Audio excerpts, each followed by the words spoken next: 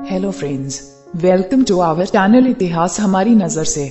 आज की हमारी वीडियो का विषय है कहानी बालक ध्रुव के ध्रुव तारा बनने की। स्वयंभुव मनु और शत्रुपा के दो पुत्र थे, प्रियावत और उत्तानपाद।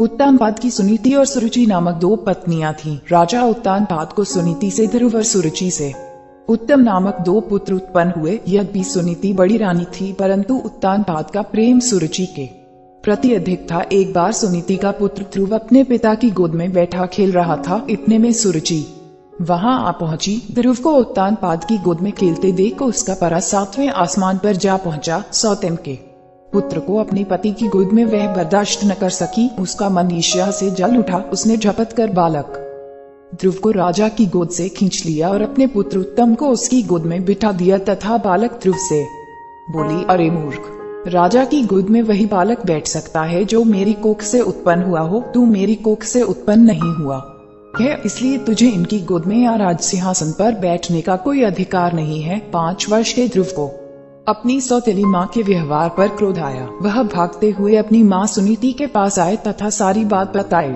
सुनीति बोली, बेटा, तेरी सौतेली माता सुरुचि से अधिक प्रेम के कारण तुम्हारे पिता हम लोगों से दूर हो गए हैं। तुम भगवान को अपना सहारा बनाओ। माता के वचन सुनकर ध्रुव को कुछ ज्ञान उत्पन्न हुआ और वह भगवान की भक्ति करने के लिए पिता के घर को छोड़कर चल पड़े। मार्ग में उनकी भेंट देवर्षि नारद से हुई। देवर्षि ने बालक ध्रुव को समझाया, किंतु ध्रुव नहीं माना। नारद ने उसके दृढ़ संकल्प को देखते हुए ध्रुव को मंत्र की दीक्षा दी। इसके बाद देवर्षि राजा उत्तानपाद के पास गए। राजा उत्तानपाद को ध्रुव के चले जाने से बड़ा पछतावा हो रहा था।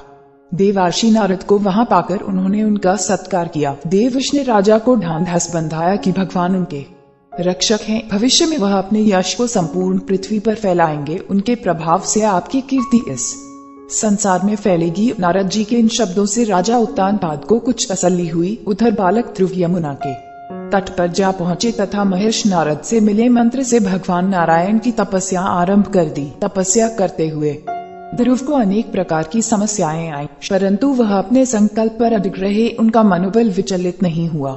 उनके तप का तेज तीनों लोकों में फैलने लगा। ओम नमो भगवते वासुदेवाय की ध्वनि वैकुंठ में भी गूंज उठी। तब भगवान नारायण भी योग निद्रा से उठ बैठे। ध्रुव को इस अवस्था में तप करते देख नारायण प्रसन्न हो गए तथा उन्हें दर्शन देने के लिए प्रकट हुए। नारायण बोले, हे राजकुमारा, तुम्हारी समस्त इच्छाएं पूर्ण होंगी। तुम्हारी भक्ति से प्रसन्न होकर मैं तुम्हें वह लोक प्रदान कर रहा हूँ जिसके चारों ओर ज्योतिष चक्र घूमता है तथा जिसके आधार पर सब ग्रह नक्षत्र घूमते हैं। प्रलयालय में भी जिसका कभी नाश नहीं होता। सप्तऋषि भी नक्षत्रों के साथ जिसकी प्रदक्षिणा करते हैं। तुम्हारे नाम पर वह लोक ध्रुव लोक कहलाएगा। इस लोक में 36 सहस्र वर्ष तक तुम पृथ्वी पर शासन करोगे। समस्त प्रकार के सर्वोत्तम ऐश्वर्य भोग कर अंत समय में तुम मेरे लोक को प्राप्त करोगे। बालक ध्रुव को ऐसा वरदान देकर नारायण अपने लोक लौट गए। नारायण के वरदान स्वरूप ध्रुव समय पाकर ध्रुव तारा बन गए। हम उम्मीद करते हैं कि आपको इस चैनल के माध्यम से रोचक जानकारियां दे सके। आप अपने सुझाव हमें कमेंट में भेजिए और हमारे चैनल को सब्सक्राइब करें। धन्यवाद।